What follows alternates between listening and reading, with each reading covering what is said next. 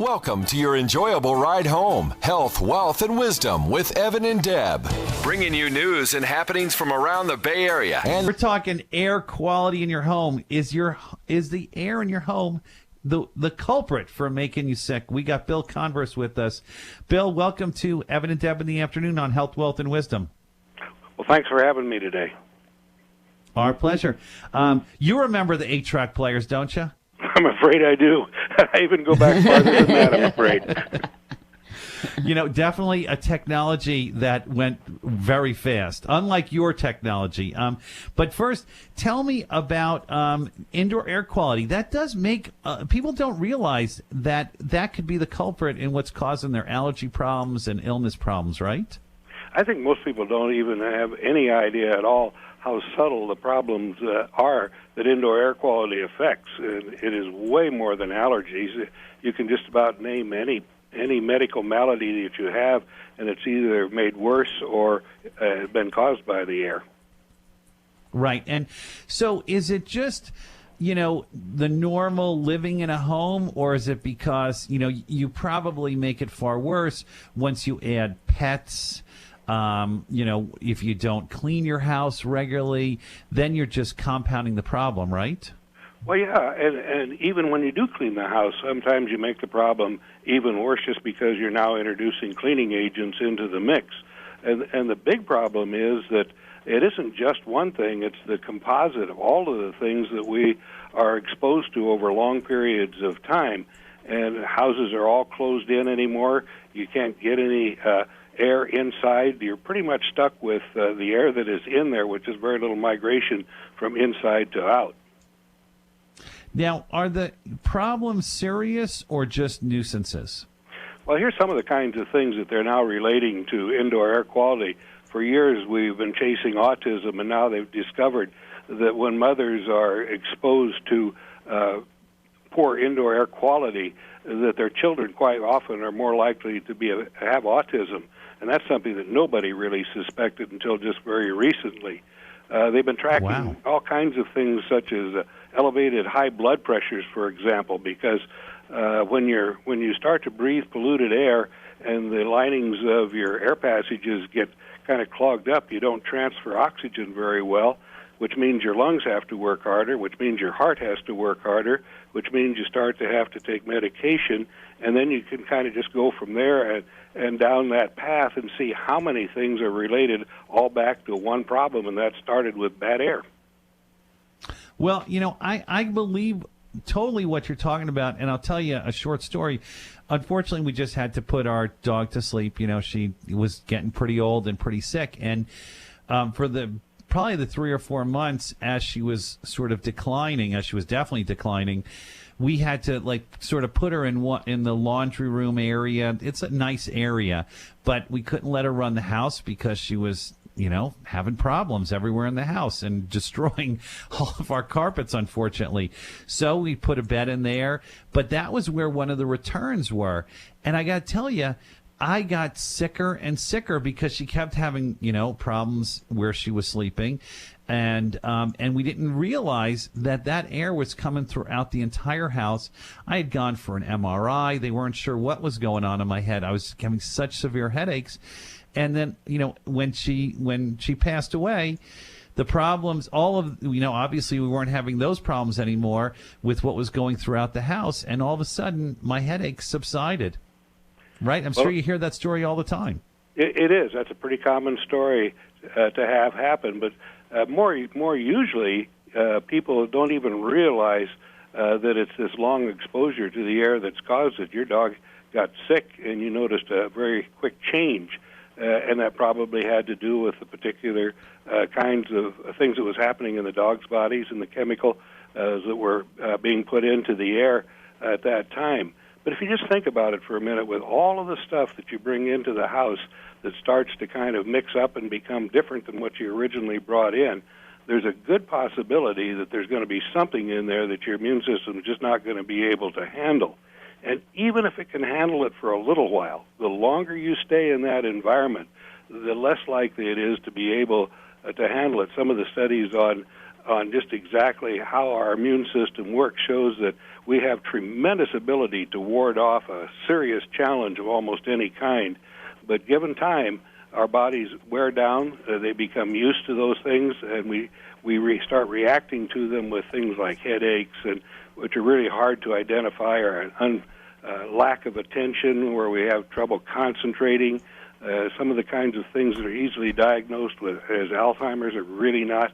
It's just that the people that are trapped in these environments just generally start to lose the ability to hold their concentration.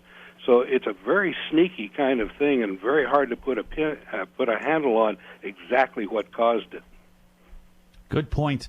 We're talking right now to Bill Converse. He's with AirRestore USA. You can find them at AirRestoreUSA.com. We're talking about indoor air quality and how that can affect all of our health. AM 1470 WMGG. Now, Bill, you see a lot of products on the market to solve these problems. How successful are a lot of these, over-the-counter products you see in a lot of stores? Well, I'll tell you, I've been involved in the air business for about 35 years, and I think I've probably seen more attempts at solving the problem than most have. And the reason there are so many is because none of them really deal with the whole problem. In the beginning, we kind of thought that if we could just clean it up so we couldn't see it anymore, and using things like filters, using things like electrostatic air cleaners and ion generators, that they would somehow do the job. Everything you see out there is probably some version of one of those kinds of technologies. And as I say, most people, if they have bought one device to clean their air, they probably bought more than one, because they still know they've got the problem, and the first product didn't solve it. Right. So obviously we see a lot of unsuccessful products out there. Now, and we talk a lot about natural solutions. Are there natural solutions to this issue? Well, natural is a matter of degree for a lot of people, and I really had the opportunity to go back and take a look at what natural should mean in terms of air cleaning. Because I have designed, as I say, for many years, ultimate systems that worked with various technologies, and I finally reached the point that I could take some time and go back and start again. And I started there. I said, what is the most natural way to clean the air? And so I looked to see how nature cleans the air and see what that process is. And I found a few people have kind of studied what that process is, but by and large it's been left alone, so that people indoors didn't really look at the outdoor solutions. And I think that there is a solution, and that is making the air act much more natural like it does outside. All right. Well, we're going to talk some more about that on the other side. And I know we've got a call that's going to talk. Take care. All right. We love when people call, and we love when people love us, of course. Then we got Bill Converse. We're talking about indoor air quality, which is important. It hit our home just recently, how tough we were having it. But so, Bill, what's the answer you give to people that are looking to improve the indoor air quality in their home? They know the air is making them sick, or they feel that could be the culprit. Where do you send them? Well, I, of course, would send them to myself, because we really think that we have found a way that is pretty universal, that really accomplishes everything that you want to have accomplished in cleaning up the air, and that is that it makes it indoor air act very much like outdoor air. And it's very simple to do. For years, we've kind of chased our tail in trying to solve specific issues, and the new product that I have invented is basically a device that just puts the energy back into the air that is lost when it stays inside for a while. Outdoor air has a way of cleaning itself, and it gets energy from the sun all the time to clean itself. And when it does that, it doesn't really matter what it's trying to take out of the air or what's not supposed to be there. It is natural air that our bodies respond very well to, and it's very healthy. And so Once it's inside, it loses that energy because it's trying to clean it up, and when part of the energy is expended in cleaning up the air, it becomes stale and dead. And so we found a way basically to just put that energy back into the air, and once we do that, people that experience it say, wow, this is just like outside, or I feel like I can breathe the air so deep. and comments very much that you would expect when people first walk outside into fresh air. So then how does the product work exactly? Do you have to attach it to something, or is it like a freestanding unit like some of, you see other air units? Well, I tell you, I've built these units for so many years now. I guess I came out of the feeling that it had to be something big to be effective, but these are very, very small. These are the kind of thing that just plugs into an electrical duplex plug outlet. It's about 3 inches by 4 inches by 5 inches. It makes no sound at all. There's no big fan in it, and it weighs probably about 7 ounces and covers about 800 square feet. And wow. It is one of those kinds of products that once you start using them, you swear that you can never go anywhere again without them. When I travel a lot, the first thing I do, my testimonial is the first thing I do in a hotel room is pull those out of my bag, 2 of them out of my bag, and in an hour I can take any hotel room and make it fresh outdoor air quality, and that's quite a challenge sometimes. Well, for some of us, it's probably even better than fresh air outdoor quality. I'm allergic to some things that bloom every season. My doctor told me I was very lucky I should move to the desert. But my wife would have no part in that part. So this can be better because some people put plants in their homes and they think, oh, plants are going to make my house fresh. But for someone like me that's got all these allergies, that's got to be even better than, putting houseplants all over the place thinking that's cleaning your air. Well, it really is, because plants living indoors is not natural to begin with. And when you do that, you usually end up with all kinds of other little critters living with you inside your plants that you're not aware of. And as you say, there's nothing there really to clean up the air when the plant goes through its normal life cycle. So as a result, now you've also added into your mix what is left over for when a plant dies or when a plant just lives, because it does change the air, but it's not balanced like it is outdoors. So now with the AirRestore product, like you said, one will handle 800 square feet. So you'd sort of place them, what's the right word I'm looking for? Strategically in the house. Throughout the home, right? Yeah, an 800 square feet, it's like, is 800 square feet if you've got a nice open space. And most of us really do not have that big a space. And so what you really need to do is put one in the biggest area that you've got, where you create the odors and create the problems.